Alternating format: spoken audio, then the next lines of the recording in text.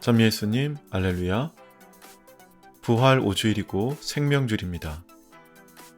들려오는 소식을 보면 코로나19 팬데믹으로 인도를 비롯한 많은 나라에서 여전히 수많은 사람들이 죽고 있습니다. 누적 사망자가 전 세계적으로 320만을 넘었습니다.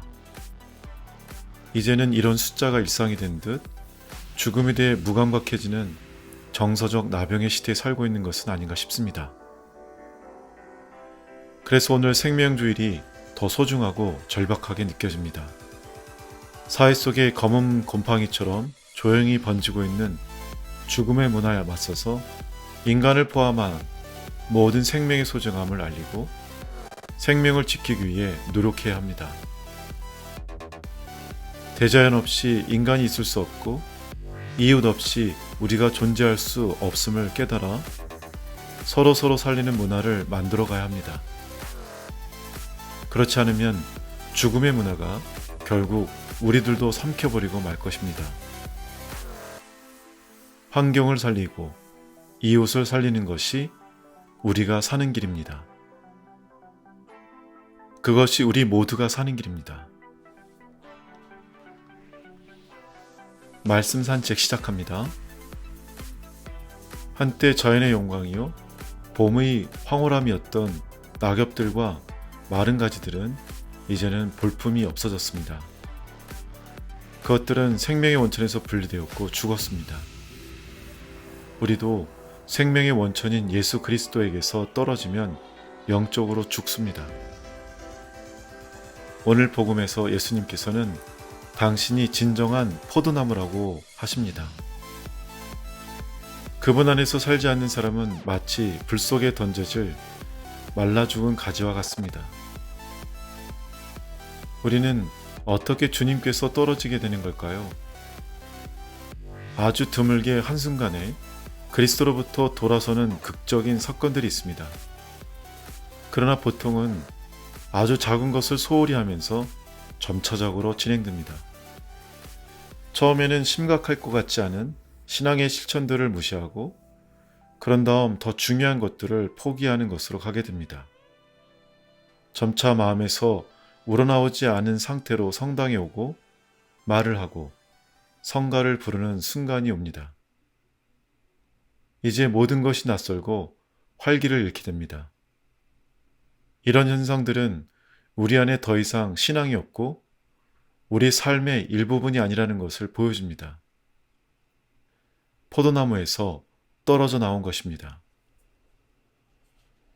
우리는 살아계신 주님과 연결되어 있어야 합니다. 우리는 교회 공동체를 통해 그렇게 합니다. 오늘 1독서에서 우리는 바오로 사도가 사도들의 신앙의 중심이라고 할 수 있는 예루살렘 공동체와 연결되어 있음을 봅니다. 그는 교회의 한 부분이 됨으로써 그렇게 했습니다. 우리에게도 마찬가지입니다. 우리가 갖게 될지도 모를 영적 체험들이 엉터리인지 아니면 하느님에게서 나오는 것인지 알 수 있겠습니까? 하나의 식별 기준은 우리를 고립시키고 영적 개인주로 빠지게 하는 것이 아니라 그 대신 우리를 교회로 신앙의 공동체로 가깝게 이끄는가 하는 것입니다.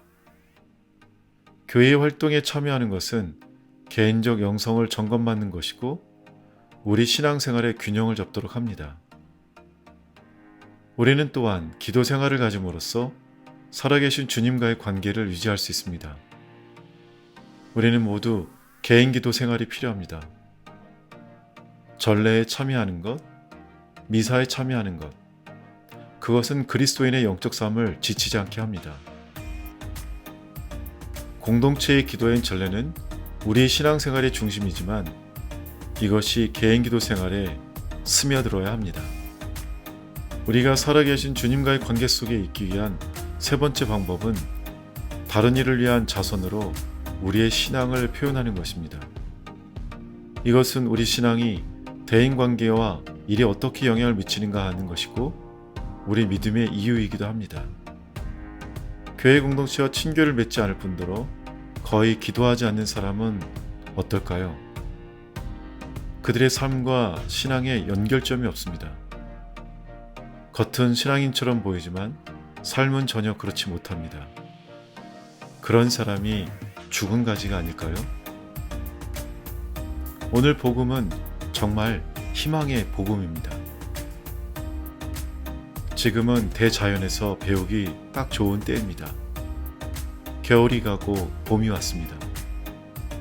영혼의 겨울에서 벗어나서 하느님의 은총으로 말미암아 새로운 삶이 싹을 틔우기 시작했습니다. 만일 우리가 포도나무에 붙어 있다면 우리가 상상하는 것 이상으로 많은 열매를 맺을 것입니다.